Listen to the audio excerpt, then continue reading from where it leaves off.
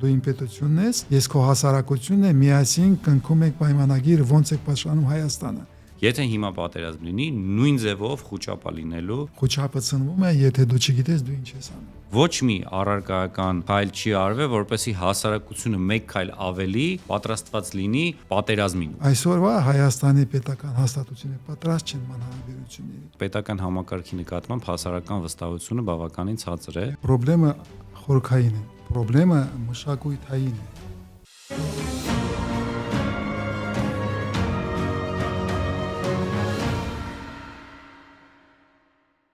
Ինչն է համապարփակ պաշտպանության եւ անվտանգության համակարգը։ Ոնց է կառուցում այդ համակարգը։ Ինչ բաղադրիչներ են անպայման անհրաժեշտ, որ կարողանաս այդ ճանապարհով անցնես։ Ոնց են անցել այդ ճանապարհով մնացած ազգերը եւ պետությունները, եւ ինչ ճանապարհով պիտի անցնի Հայաստանը, որ կարողանա կառուցի համապարփակ պաշտպանության եւ անվտանգության համակարգ։ Ինչ պիտի անի ամեն քաղաքացի, ինչ պիտի անի պետությունը, ինչ պիտի անի իմ սփյուռքը, որի վերջո մենք կարողանանք որպես ազգ պաշտպանենք Հայաստանը։ Այս եւ ուրիշ հարցերի պատասխանը մենք փորձել ենք գտնել Արմեն Խաչիկյանի զրույցի ժամանակ։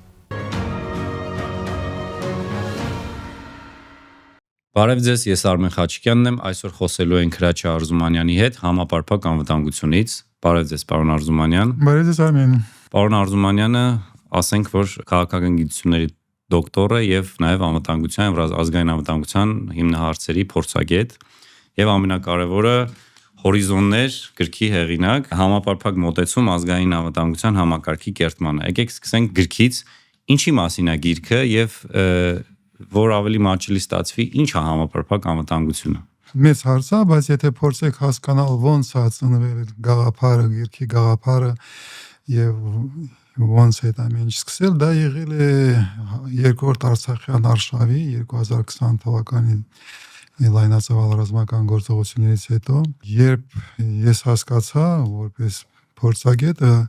եւ որպես պետություն, որպես ազգ, երբ ինձ համար պարզ դարձավ, որ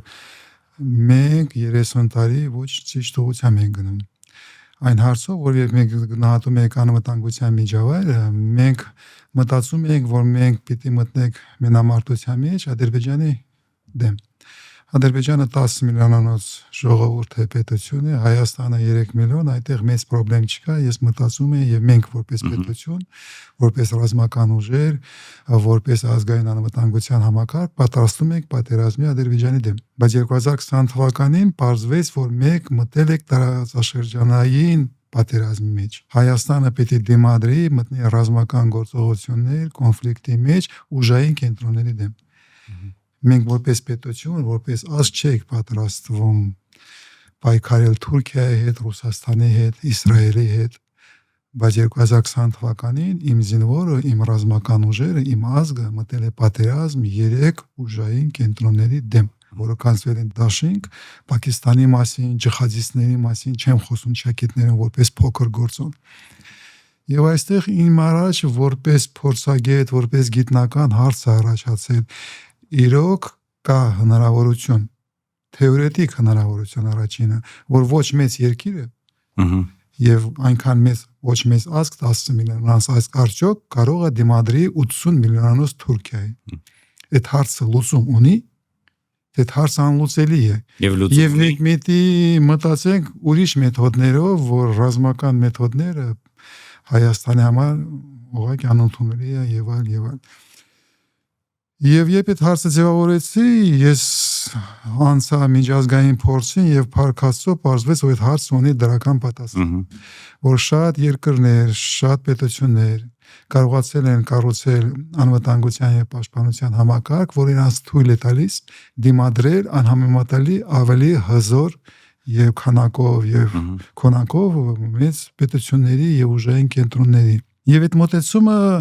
զարգացել է այդպես կոչված, առաջինը երբ դա սկսել է զարգանալ, դա կոչվում էր բացարձակ պաշտպանություն, total defense։ Դա ձևավորվել է 35-36 թվականների իհարկե գերմանական ռազմական մտքի շրջանակներում, ինչի ամենջ 20 դարում Գերմանիայի ռազմական միտքներ առաջատարներից, total defense-ի հասկացողությունը առաջի անգամ լայնածավալ սկսել է կիրառվել է 39 թվականի ձմեռական պատերազմի ժամանակ Ֆինլանդիային, Ռուսաստանի, Սովետական միության դեմ պատերազմի դիմաց եւ Ֆինլանդիան սկսել է կիրառել այդ մոտեցումը դեռ մինչև վերջ զիվավորված թեորետիկ, բայց իրանք մտել են այդ պատերազմի մեջ, այո, ունեցել են կորուստներ, Ֆինլանդիան ունեցել է կորուստներ, ինքը կորցրել է մոտ 20% իր տարածքի, կորցրել է Կարելիան ասենք, Կարելիայի մասն է կորցրել, բայց պաշտպանել է պետական ինքնիշխանությունը եւ կարողացել է կասեցնել Ռուսաստանի ռազմական ագրեսիան։ Ռուսաստանը չկարողացավ ռազմական ուժով վերցնել Ֆինլանդիան։ Դա եղել է երևի առաջինը 20 տարում առաջինը երբ Total Defense-ը ձևավորվել է եւ Ֆինլանդիայում եւ Շվեդիայում սկսել է ձևավորվել թեորետիկ եւ հայեցակարգային մոտեցումները, ոնց կարելի է նման պատերազմ վարել։ Դրա համար 20 տարում կարելի է ասել, որ համապարփակ մոտեցումը սկսել է ձևավորվել հյուսիսային Եվրոպայի երկրներում՝ Ֆինլանդիա, Շվեդիա, Նորվեգիա, Այնրանք են եղել այն կորիզը, այն երկրները, որը սկսել են ձևավորել, ոնց կարելի է փոքր երկիրը դիմադրի ռազմական ոլորտում ուժային կենտրոնների։ Եվ հիմնական մոտեցումը, հիմնական ֆիլոսոֆիան, որի մեջ տեղավորվում է այդ մոտեցումը, բավականին պարզ է ձևավորվում։ Հիմնական մոտեցումը այն է, որ դու կարող ես դիմադրել ավելի հզոր թշնամուն, եթե այդ խնդրը դնում ես ոչ թե որպես պետական խնդրեմ, բայց դնում ես որպես ազգային խնդրեմ։ Ամբողջ ազգը պետք է մասնակցի։ Ամբողջ ազգը, ամբողջ հասարակությունը դառնում է նման պաշտպանության եւ անվտանգության համակարգի մաս։ Եթե պետությունը, պետական մարմինները կազմում է ազգի մոտ 3 թող լավ 5% լինի ներուժի։ 95% դա հասարակությունն է, դա բիզնեսն է, դա մշակույթն է եւ այլն։ 5%-ը չի կարող լուծել այդ խնդրը, բայց եթե դու հավաքում ես քո ազգիդ ողջ ներուժը, այդ հարցը ստանում է լուծում։ Բայց դա փոխում է մոտեցումը։ Դու անվտանգության հասկացողությունը պիտի փոխես, որովհետև դու պիտի ձևավորես անվտանգության պաշտպանության խնդիրները ոչ թե միայն որպես ռազմական ուժերի խնդիր, ոչ թե որպես հատուկ հաստատությունների, պետական հաստատությունների, ՆԳՆ եւ այլն նրանց խնդիրը, ազգային անվտանգության նախարարությունների խնդիր, բայց ողջ ազգի։ Դա նշանակում է, որ դու երբ մշակում ես համակարգը, դու ամեն քաղաքացու սկսած 12 տարեկանից մինչև 70 տարեկան պիտի գտնես իրան գործառույթները։ Ինքը ինչ է անում խաղաղ ժամանակ, ինքը ինչ է անում նախապատերազմական ժամանակ, պատերազմի ժամանակ, ճգնաժամի ժամանակ։ Դու որպես քաղաքացի, որպես դպրոցական, որպես պենսիա անցած արդեն տարիքով մարդ, դու ինչ ես անում, դու որտեղ ես գտնվում եւ դու ինչ ես անում։ Ֆինլանդիայում դուք որ գնացիք, ինչ հետաքրքիր տարօրինակ, որ առաջինը դա սկսել է Ֆինլանդիան հասկանալ եւ կոնցեպտուալ ձևավորել, դա որպես Total Defense-ը սկսել ձևավորել, բայց 60-ական թվականներին երբ տոտալ խոսքը մի քիչ բացասական տոտալիտարիզմի հետ բացասական կանոտացիաներ է տեղի ունեցել, սկսել է կամաց փոխվել, բացի դրանից 60-ական թվականներին արդեն պարզվել է, որ ռազմական գործողությունները 60-ական թվականներից սկսած չեն սահմանափակվելու միայն զուտ ռավանդական ռազմական գործողությունները։ Ռազմական անվտանգությունը լայնացել է եւ ռազմական անվտանգության մեջ մտել է տեղեկատվական անվտանգություն, տնտեսության անվտանգություն եւ հասկանալի է դարձել, որ դու արդեն այդ ճոխությունը մտածել զուտ ռազմական տրամաբանության մեջ չունես։ Եվ այդ ժամանակ ծնվել է հասկացողություն, որ դու պիտի խոսես համապարփակ մոտեցման մասին։ Երբ անվտանգություն ոչ թե միայն ռազմականը դառնում է համապարփակ եւ ընդգրկում է հասարակության պետական կյանքի բոլոր ուղղությունները, բոլոր ոլորտները։ Եվ սկսել ձևավորվել համապարփակ պաշտպանության եւ անվտանգության մոտեցումը, հայեցակարգերը, ռազմավարությունները։ Առաջինը դա սկսել է նորից կրկնել նայել Շվեդիան եւ Ֆինլանդիան եւ Ֆինլանդիայի Շվեդիայի փորձը կարելի է ասել դարձել է էտալոնական։ Լավ, եթե վերադառնանք այն թեմային, որ պետք է ամբողջ հասարակությունը առավելագույնս մասնակցություն ունենա երկրի անվտանգությանը, պաշտպանությանը, հիմա օրինակ բազմաթիվ աղջիկներ ասում են, հա, օքեյ, ես զենք չեմ ուզում բռնեմ, զենքով չեմ ուզում գնամ ինչ որ մարտական պատրաստություն անեմ, Բայց հա ցավում եմ որ պատերազմ կա ու չեմ ուզի որ էլի պատերազմ լինի կամ պատերազմ լինելու դեպքում եք ուզեմ ես ինչ-որ ձևով օգտակար լինեմ հաշվի առնելով համապարփակ անվտանգության կոնտեքստում ձեր փորձը նաև միջազգային փորձ ուսումնասիրությունը կանայք տարիքով մարդիկ ինչպես կարող են ներգրավել ու ինչպես կարող են օգնել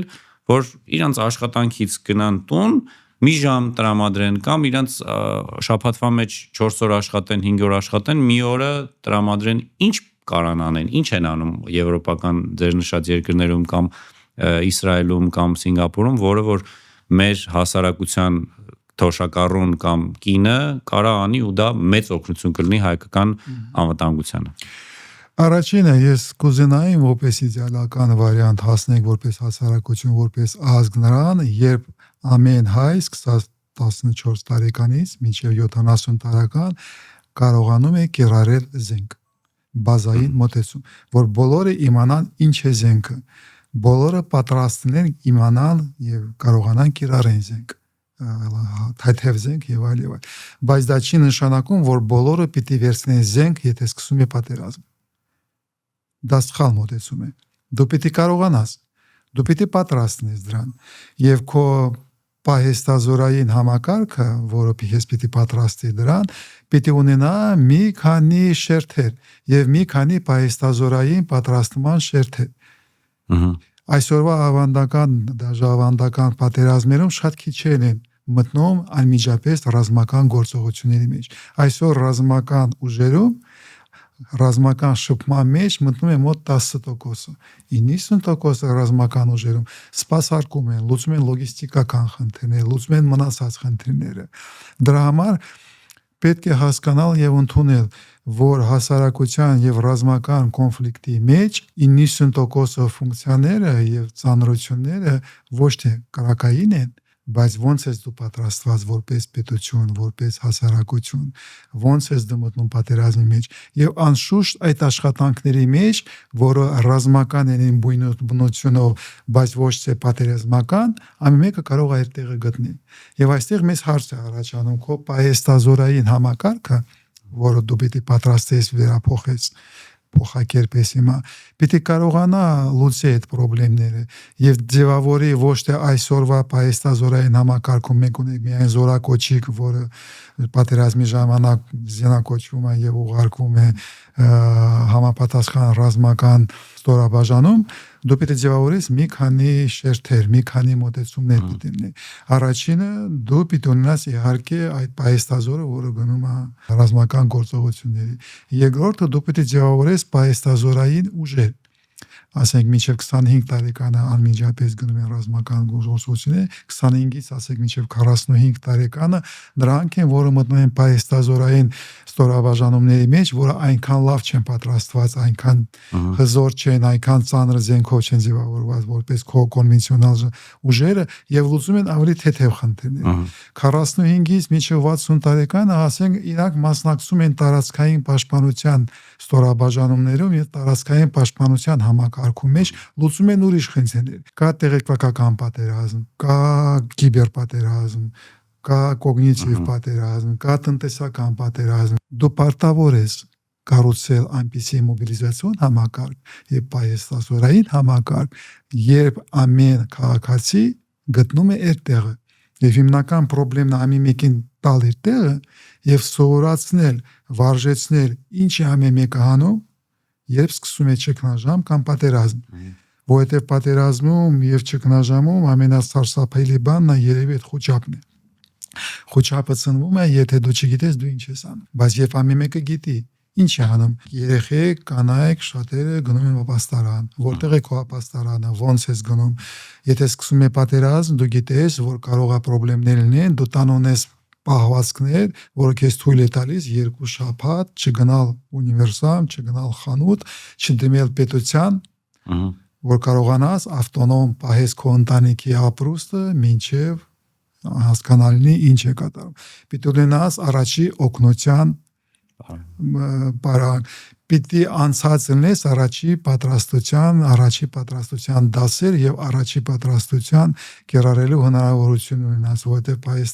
մենք ահրելի կորուստներ եք ունեցել նման գիտելիք չունենալով հասարակության կողմից եւ ուկրաինական պատերազմն է ցույց տալիս, այսինքն որ ահրելի մեծ կորուստներ են, որովհետեւ հասարակությունը պատրաստ չէ դրան։ То есть Արմեն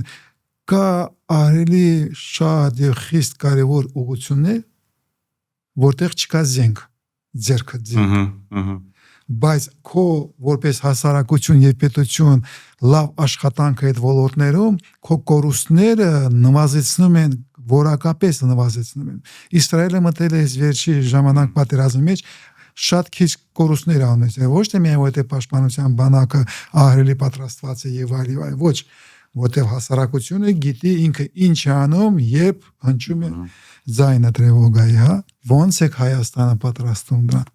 ոնց է մշակում այդ ծրագրերը ոնց է սկսում պատրաստել հասարակությունը անցկացնել զորավարժություններ վարժություններ եւ այլ դա ահրելի մեծ աշխատանք է կազմակերպչական հոգեբանական մշակութային ոնց է սկսում դասավանդել դպրոցներում առաջի դասարանից չգիտեմ կարող առաջադասարանից պետք է մտածել այստեղ պիտի հավաքվի հասարակությունը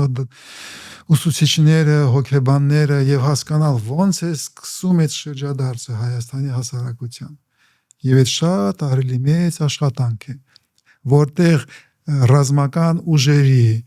ռազմական հաստատությունների անվտանգության հաստատությունների ներուժը եւ աշխատանքները երևի 5-10% են մնացած 80-90% դա պիտի կազմակերպի իհարկե պետությունը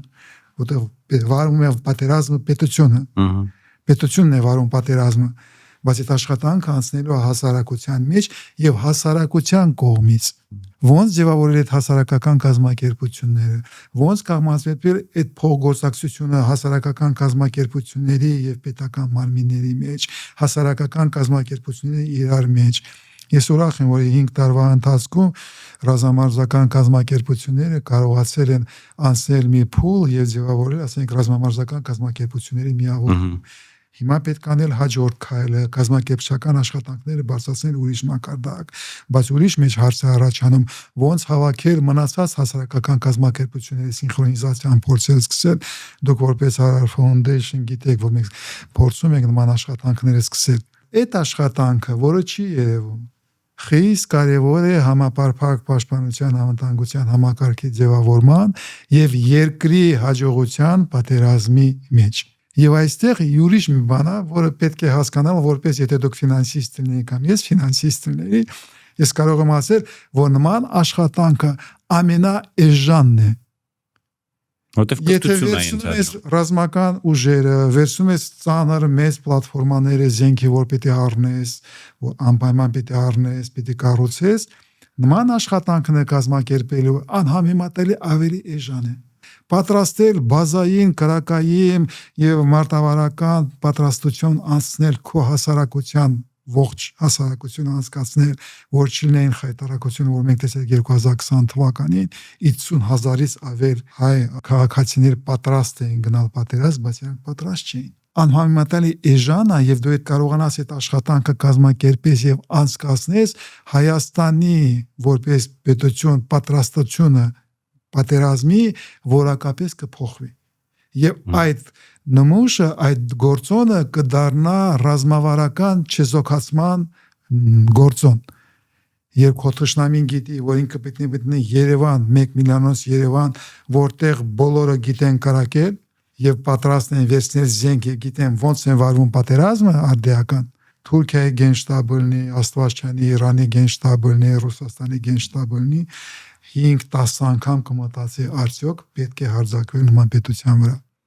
Այսինքն խաղաղության բանաձևը դա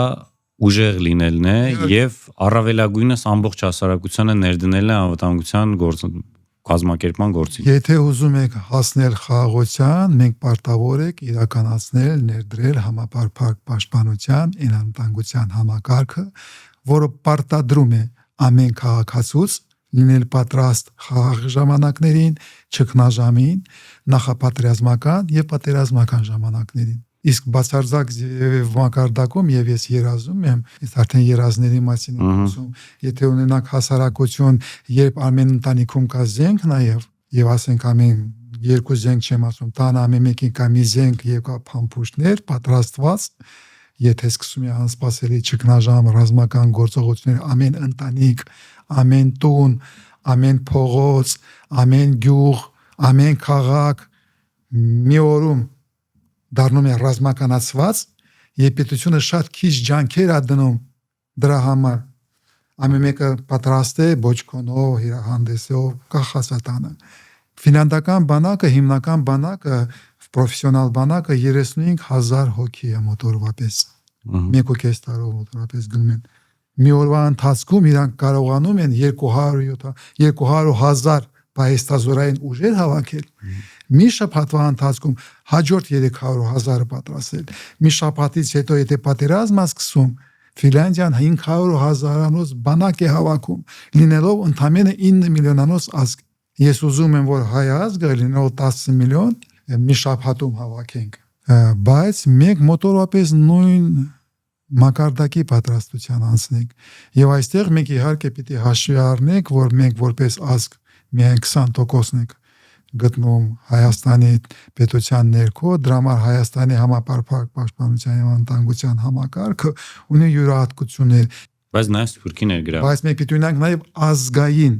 համապարփակ պաշտպանության եւ անվտանգության համակարգ։ Ոնց է Սփյուռքը մտնում այս աշխատանքի մեջ, ոնց է Սփյուռքը մասնակցում ման պատերազմին, որտեղ ի սկզբանե որպես ազգ մենք պիտի հասկանանք, եթե ուզում ենք պաշտպանել Հայաստանը, դու պարտավոր ես հավաքել ողջ հայ ազգի ներուժը։ Միայն Հայաստանի Հանրապետության ներքո ապրող հասարակությունը այդ խնդրումը մեծ ահռելի դժվարություններով կողմի։ Պետք չէ քո ներուժն է, բայց այդ ներուժը պետք է կազմակերպես։ Իսկ կազմակերպվում է, մենք խոսում ենք կոնցեպտուալ խնդիրների մասին ու լուծումների մասին, հատկապես 2016 թվականից հետո ահագին տարբեր կոնցեպտներ եկավ, այն ժամանակ ազգ բանակ, հետո հատկապես 20 թվականից հետո համապարփակ անվտանգությունը ավելի լայն ընդգրկուն կոնցեպտ եկավ։ Դուք այս գիրքը հրատարակել եք 2023 թվականին, բայց ավելի շուտվանից էիք խոսում այս ամեն ինչի մասին, ու սրա անհրաժեշտության ու կարևորության մասին, ու սա ըստ էության պատասխանն է, թե ինչպես ունենալ խաղաղություն, որն է խաղաղության բանաձևը, ինչպես լինել անվտանգ երկիր, ինչպես խուսափել պատերազմներից, բայց ցավոք սրտի 23 թվականից անցել է 2 տարի գրքից հետո։ Իմ տպավորությամբ շատ մեծ process-ներ չեն գնացել, ես կուզեի ձեր կարծիքը, արդյոք պետությունը, արդյոք ընդհանուր համակարգը զգալի աճ է ունեցել, թե պարզապես գիրքը օրինակ պետության կամ ռազմական ոլորտի կամ հայեցակարգային մշակող մարդիկ վերցրել, ասել են շատ լավ միտք է, շատ լավ է, բայց դե մենք սկսենք անելը, բայց ըստ էության շատ մեծ փոփոխություններ չի եղել։ Գիրքը գրվել է եւ զուգահեռ աշխատանքները գնացել են։ Այո, ես դա գիտեմ, դրա համար եմ ասում։ Դες ժամանակ չկա, ես այստեղ խոսում եմ վերջի ժամանակները ոնց հայերեն ողջ ռազմավարության, դες ապրող ռազմավարության մասին, կյանքի նման, երբ դու գրում ես գիրքը, պատրաստում ես կոնցեպտը եւ զուգահեռ ներդրում ես կոնցեպտը, չես սպասում, որ ունենաս թեորետիկ ձևավորված, հետո դնում ես։ Եվ 2022-25 թվականներից այդ կոնցեպտը ձևավորվել է, 2022-23 թվականին մենք կարողացել ենք նվաճում ունենալ եւ Հայաստանի հայկական պետությունը ընդունել է համապարփակ մոտեցումը որպես մեծ ռազմավարություն եւ անվտանգության խորհուրդը ընդունել է որպես տեսլական եւ պիտի անցած լինենք արդեն ներդրման։ Մենք արդեն անվտանգության խորհուրդը ձևավորել է աշխատանքային խումբ, որտեղ ես եմ աշխատել, մնացած ուրիշները հասարակության կողմից ներգրաված անձնավորությունը սկսել եք աշխատել եւ մենք պատրաստում ենք արդեն ներդրման, ոնց պետք կոնցեպտը ներդրվի եւ այլ ուրիշ հաջողություն եք ունեցել եւ հասարակության բայց մի բան ստացվեց թե չէ։ Այդ ժամանակ 22 թվականից ասենք զենքի օրենքն եք ընդունել, որը հնարավորություն է տալիս կարողացել եք պարլամենտին համոզել, որ պետք է զենքի օրենք ընդունվի եւ քաղաքացին իրավունք ունի զենք ունենալ։ Ես ասում եմ դա որպես պետությունը եղել է, իշխանությունը եղել է ինչ-որ շոկային վիճակում եւ այդ շոկային անկայուն վիճակում մեր կողմից ստացվել է այդ ամեն ինչը սկսել։ Բայց հետո հայկական պետությունը ճակետներում ուշքի է եկել եւ մենք կանգնել ենք մեծ խնդրի առջեւ, որտեղ Հայաստանի պետական հաստատությունները հետ սովետական են։ Իրանց մշակույթը,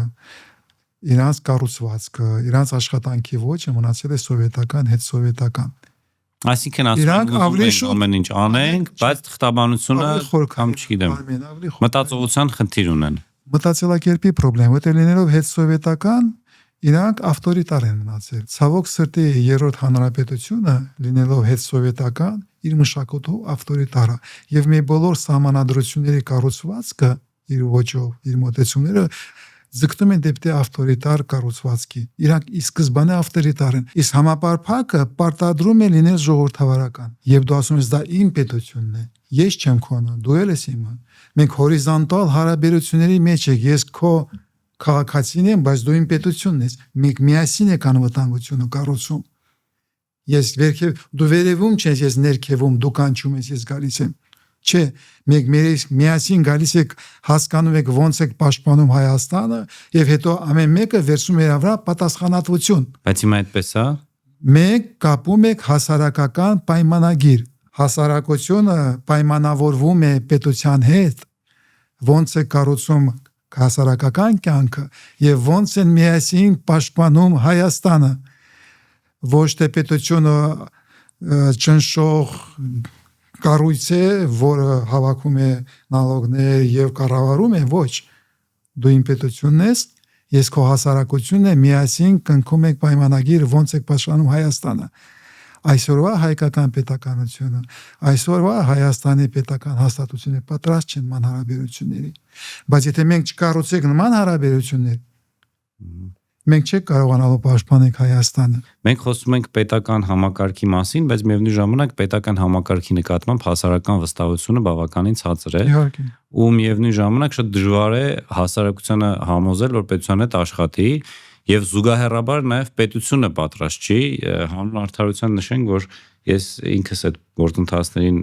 մասնակից եմ եղել ու կամ ականատես եմ եղել, որ համապարփակ անվտանգությունը պես գործող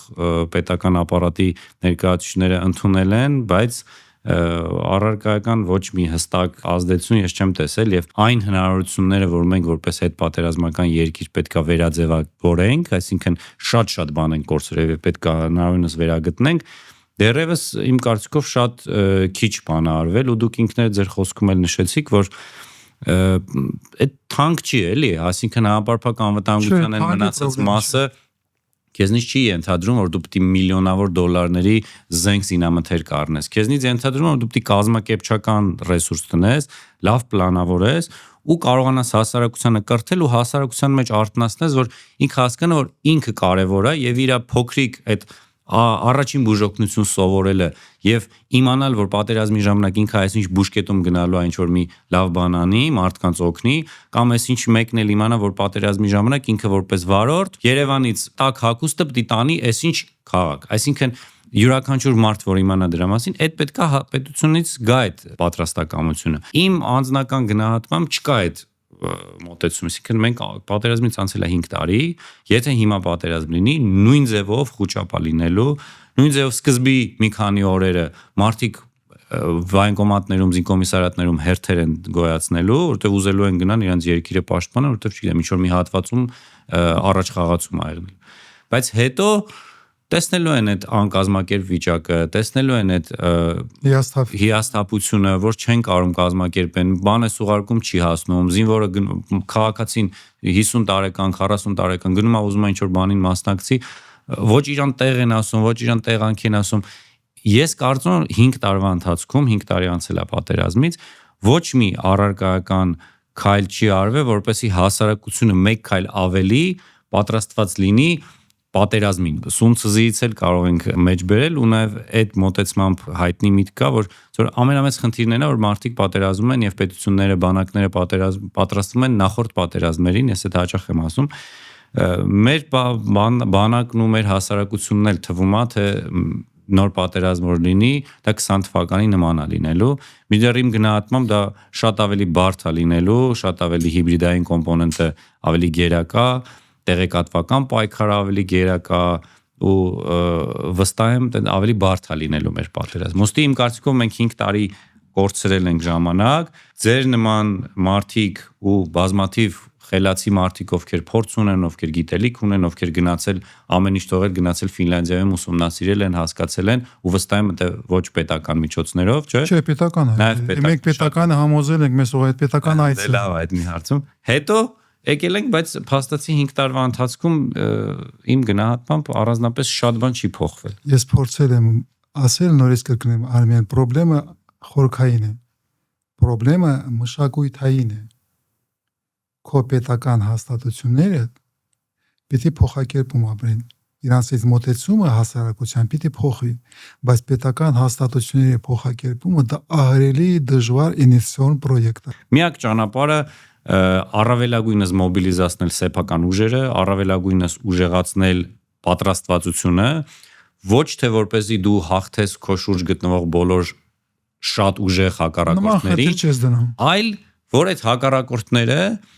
քո վրա հարձակվելուց առաջ մի քիչ երկար մտածեն, որ սրանք ոնց որ շատ պատրաստված են, ամեն մի կին, ամեն մի երեխա, ամեն մի ծեր լավից վատից ինչ որ բան անելու է, ու մեր գործը ավելի դժվարացնելու։ Ավելի հեշտ է փոխհարաբերությունները լինեն ոչ թե ռազմական, բայց ուրիշ։ Իրանց հետ շփվենք ոչ թե ռազմական ուժով։ Շատ լավ, իսկ մնամա հասկանանք, թե երբ կլինի այդ օրը ու դուք ինչքանի տարի եք պատկերացնում։ Այդ խնդիրները համապարփակի սկզբունքները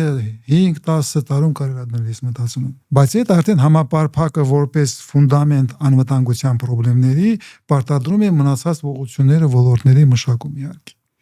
Շատ շնորհակալություն, mēs փորձենք այս լավատեսական նոտայով ավարտել,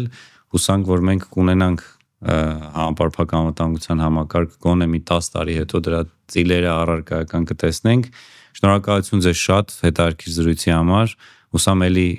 կզրուցենք եւ էլի մեր դիտողներին կներկայացնենք մեր մտքերն ու կարծիքները։ Շնորհակալություն, մենք կհանդիպենք հաջորդ անգամ։